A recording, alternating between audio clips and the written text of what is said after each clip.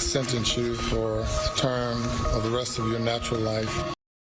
Now, the most important stories from across the country and here at home. A deeper dive into the biggest stories impacting communities. I just want to be a resource for people. Your wallet and your money. Housing is actually a big problem now. Plus stories of hope, inspiration, and resilience.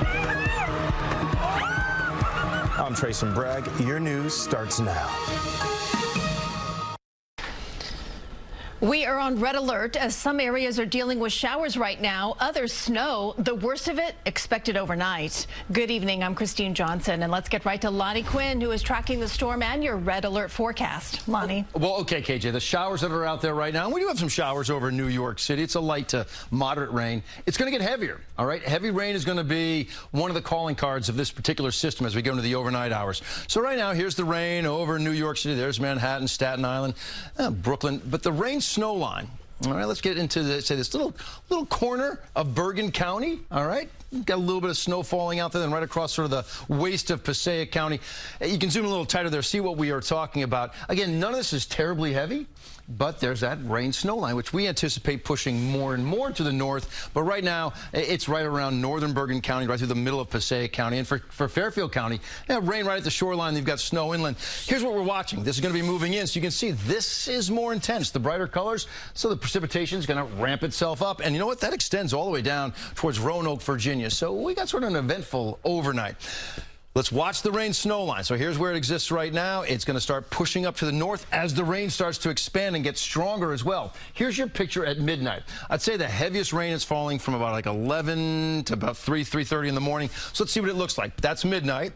Here we go. There's 3:30 in the morning. You've still got bouts of heavy rain out there, but notice down to the south now, there's less going on. Only one small area holding on to sort of all snow, and even that sort of switches over for a moment in time to that wintry mix. And by, I'd say 11 a.m. tomorrow, maybe lunchtime, you're pretty much done with it. So how much snow? Little to nothing around the city. Then you'll see some coatings outside the city, up to maybe 3 inches as you push well north into the very coastal flood concerns and some icing. Flooding concerns, now they had been advisories. Now most of our coastal communities have coastal flood warnings, maybe 1.5 to 2.5 feet of inundation around the city. That lime green color is a coastal flood advisory. And in terms of icing out there, we just want to get the point out that there could be some slick spots early in the morning. We're going to have more on this, guys, when we come back here a little bit later. We're with you the whole night tonight, but right now let's get back to you, KJ. Thank you, Lonnie. A man is shot in the Bronx while pumping gas.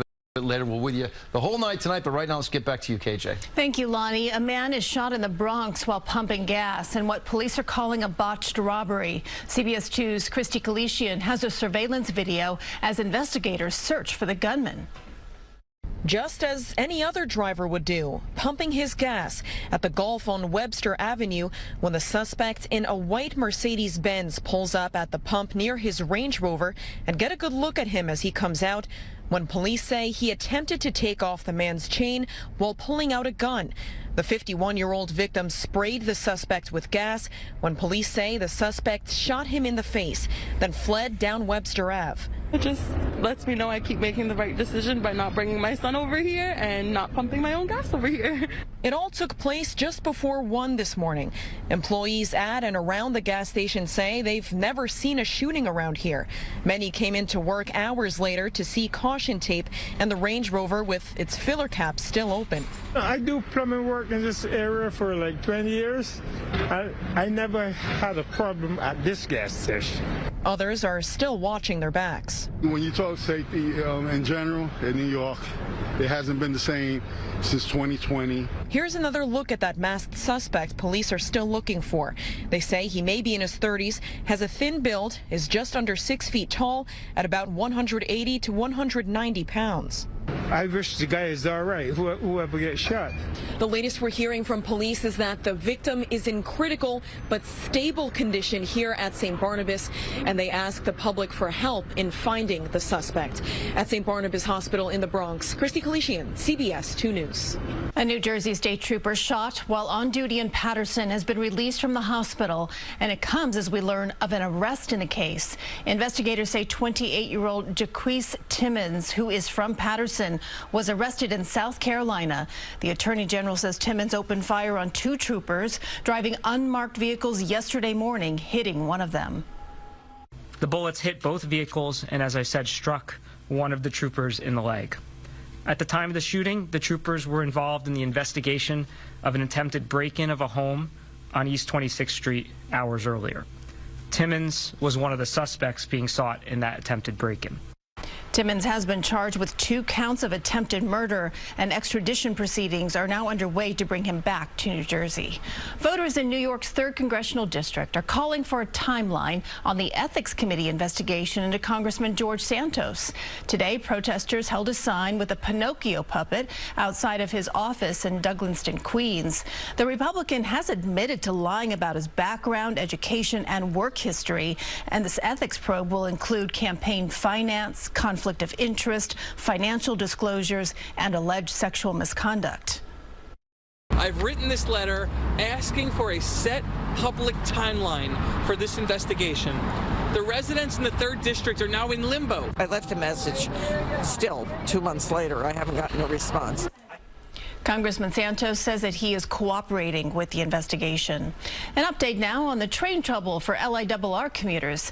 The MTA is making adjustments to help ease some of the frustration riders have been facing since full service opened at Grand Central Madison. So starting Monday, they are adding 3 more shuttle trains to Brooklyn during the morning rush hours. The MTA is also adding cars to some rush hour trains on the Babylon, Long Beach, Port Washington, and Ronkonkoma branches. And now, a first look at plans for the Coney Island Casino. The companies behind this project released renderings for what will be called the Coney. They say that the casino will help revitalize the boardwalk and surrounding neighborhood with year-round jobs and entertainment.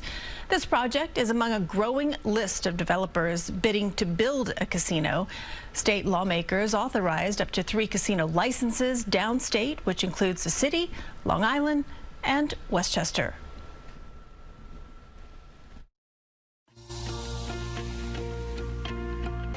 We begin tonight in our nation's capital. The White House physician confirming the president had a lesion removed from his chest last month and that it was cancerous. In a letter. Well, good evening, everybody in and around. You hear the Peter Brady moment there? Pretty nice, right? Here's our picture right now as we look out over New York City.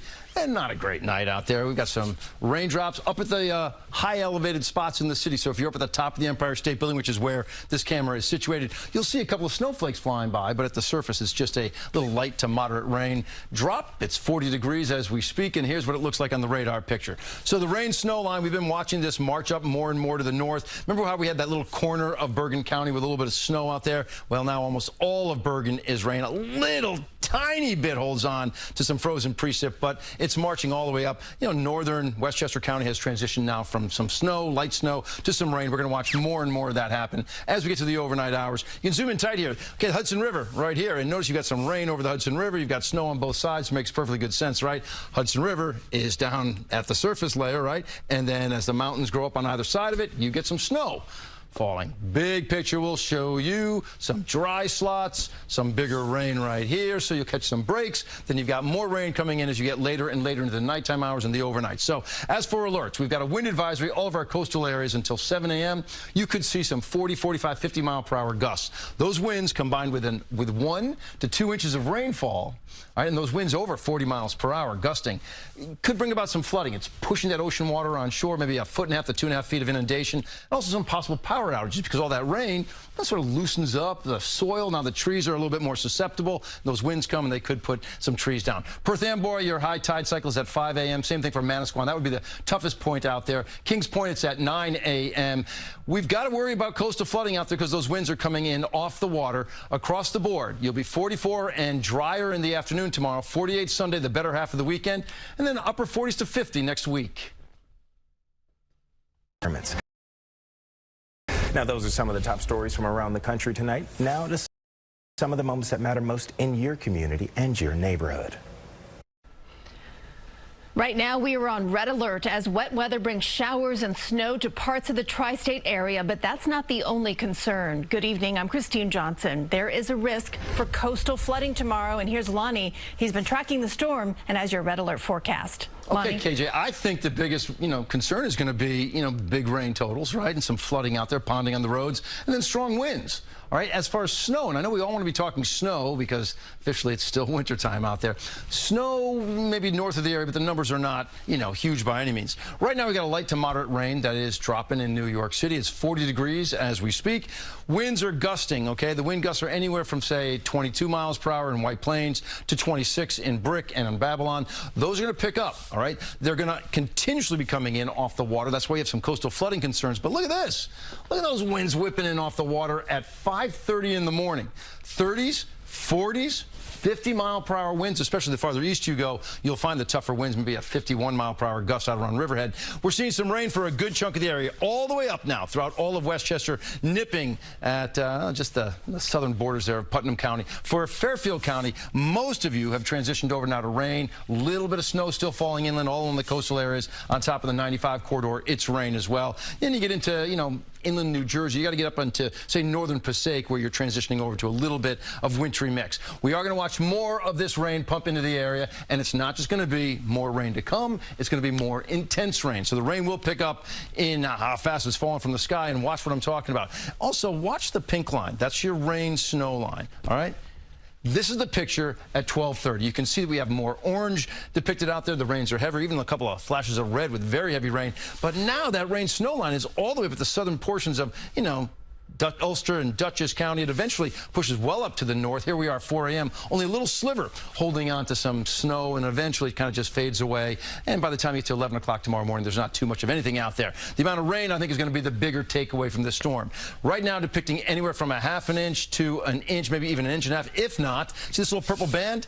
That's the potential for 2.5 inches in some spots out there. So keep that in mind. Snow, little to nothing in the city, a coating to 3 just outside, and maybe some areas see that 3 to 6 inch range. It'll be over by the time you get into the morning hours, and by the afternoon, you should be okay. It's not bright and sunny, but it's better. Those winds will not be as strong as well until 7 a.m. They could be up to 50 miles per hour along our shores. KJ, it's all yours. Thank you, Lonnie. A New Jersey state trooper shot while on duty in Paterson has been released from the hospital, and it comes as we learn of an arrest in the case.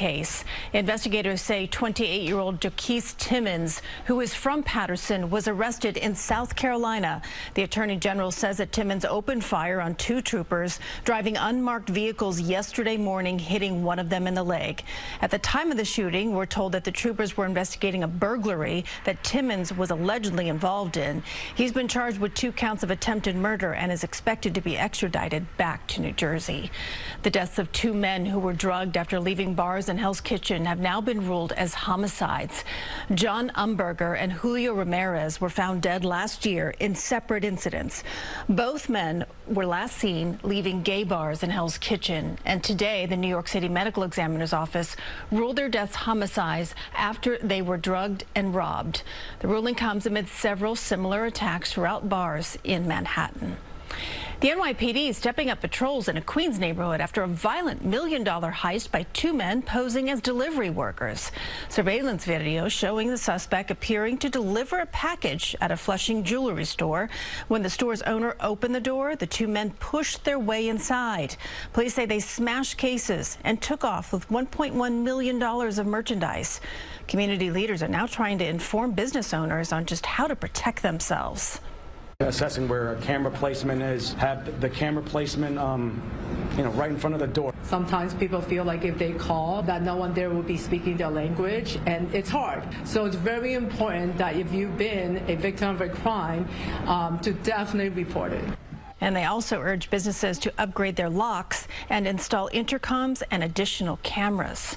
For another year, controversy surrounds this weekend's St. Patrick's Day parade on Staten Island. Some LGBTQ+ groups were once again denied their application to march under their own banner. CBS 2's Alice Gaynor spoke with parade organizers.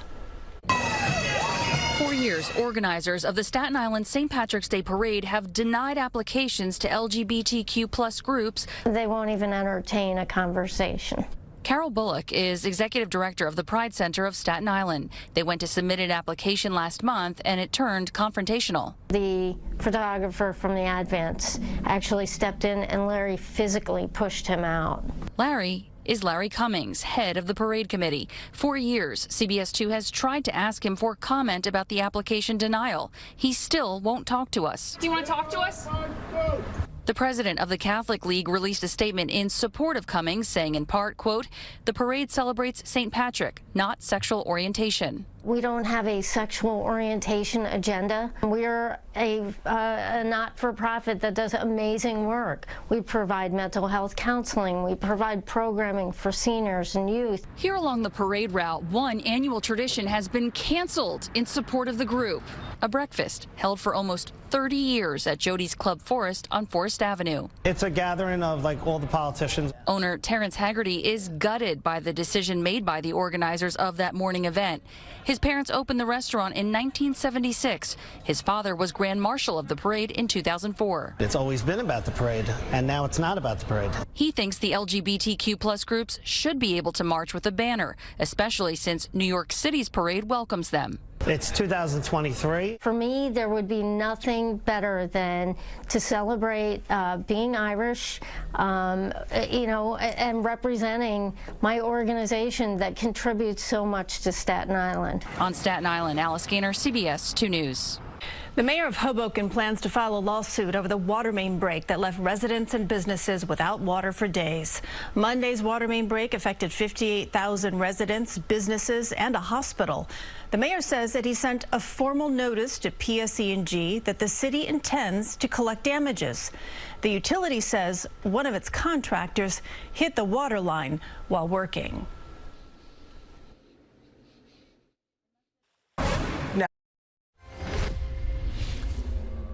Now, we do have some raindrops out there falling on people's heads here in New York City. See the wet roadways, but they're wet.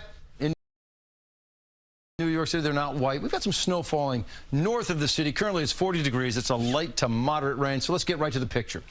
This is what it looks like. Your rain-snow line has now made its way up into northern portions of Westchester County and northern portions of Rockland County.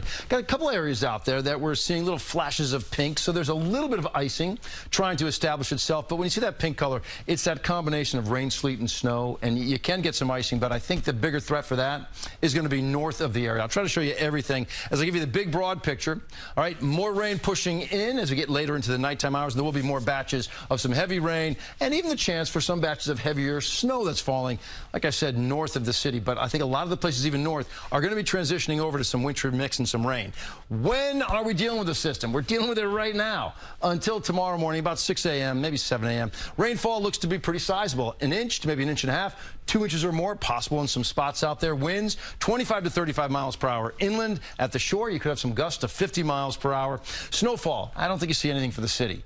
Outside the city, the northern burbs, you're seeing maybe a coating to possibly 3 inches, but the Catskills is where you'd find a 3 to 6 inch range, and then the ski areas in northern New England, like Vermont, picking up 6 to 12 inches. Coastal flooding concerns and some icing. Okay, coastal flooding concerns. We've got coastal flood warnings for basically all of our shoreline communities with a coastal flood advisory in New York City. You could see, a 1.5 to 2.5 feet of inundation. The icing situation would be more well inland into our northwest suburbs, and then wind advisories in effect for all the coastal communities as well. Let me show you how we see this all working out. By the time you get to the second half of your day tomorrow, it's a calmer picture. It's not super bright, but it's calmer. Sunday, you're 48, partly sunny, kind of breezy on Sunday. 49 Monday, you're looking good, and 40 to 50 next week. It's finally a truly amazing story there. Thanks so much for watching tonight. We can't wait to see you tomorrow. Have a beautiful night and stay safe out there.